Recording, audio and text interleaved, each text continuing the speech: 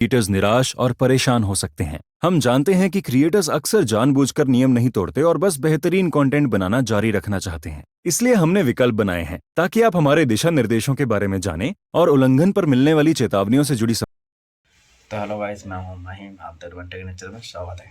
आज जो बात करने जा रहे हैं कम्युनिटी कल्याण के लिए, जो हम लोग आता है यूट्यूब में जो चैनल खोलता हूं, जो हम लोग को कुछ नहीं पता होता कम्युनिटी कल्याण क्या होता है, ठीक है। तो वह चीज़ का आपको सॉल्यूशन देना चाह रहा हूँ, ठीक है। तो हम लोग को क्या क्या फॉलो करना चाहिए, और दूसरा बात है हम लोग को बहुत कुछ प्रॉब्लम भी सॉल्व करना पड़ता है, ठीक है।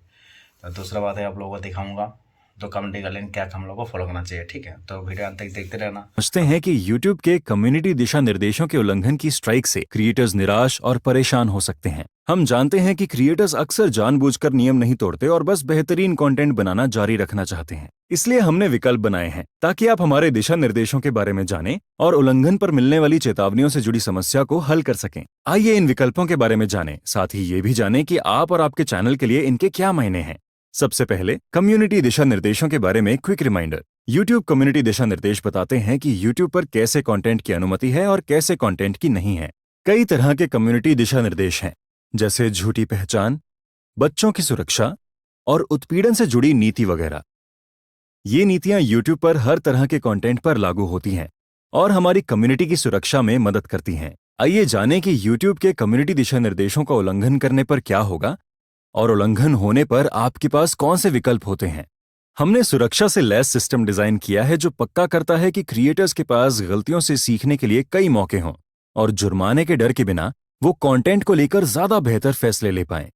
हमारे किसी कम्युनिटी दिशा निर्देश का उल्लंघन करने पर पहले चेतावनी दी जाएगी। चेतावनी की सूचना मिलने पर यह देखा जा सकता है कि आपसे किस नीति का उल्लंघन हुआ है और आगे कौन से कदम उठाए जा सकते हैं। आपके पास 3 विकल्प होंगे। पहला विकल्प, नीति से जुड़ी ट्रेनिंग ली जा सकती है। इसके 90 दिनों के बाद चेतावनी की समय सीमा खत्म हो जाएगी, बशर्ते इन 90 दिनों में उसी नीति का उल्लंघन फिर से न किया जाए। दूसरा विकल्प, अगर आपको लगता है कि चेतावनी गलती से दी गई है तो अपील करें। तीसरा विकल्प, कोई भी कदम ना उठाएं और चेतावनी को हमेशा के लिए चैनल पर रहने दें। ये विकल्प अपने हिसाब से इस्तेमाल किए जा सकते हैं। ट्रेनिंग लेने के साथ साथ अपील भी की जा सकती है। इसके अलावा अगर अपील अस्वीकार हो जाती है तब भी ट्रेनिंग ली जा सकती है। जिन मामलों में आप अपील ना करें या अपील अस्वीकार हो जाए, वहां हम क्रिएटर से ट्रेनिंग लेने की पुरजोर सिफारिश करते हैं, क्योंकि इसके और भी फायदे हैं। इससे चैनल से मौजूदा चेतावनी को हटाने में मदद मिलती है। हालांकि कम्युनिटी दिशा निर्देशों के किसी और नियम का उल्लंघन करने पर अतिरिक्त चेतावनी भी मिलती है। इससे आने वाले समय में खाते से जुड़ी पाबंदियों को जाना जा सकेगा और उनसे बचा जा सकेगा। आइए एक उदाहरण के जरिए समझें। मान लीजिए कि आपने पहली बार हमारे किसी कम्युनिटी दिशा निर्देश का उल्लंघन किया। ऐसे में आपको चेतावनी दी जाएगी और 3 विकल्प दिए जाएंगे। ट्रेनिंग पूरी करने के बाद अगर 90 दिनों के अंदर आपसे किसी कम्युनिटी दिशा निर्देश का उल्लंघन नहीं होता है तो चेतावनी की समय सीमा खत्म हो जाएगी और चैनल अच्छी स्थिति में आ जाएगा।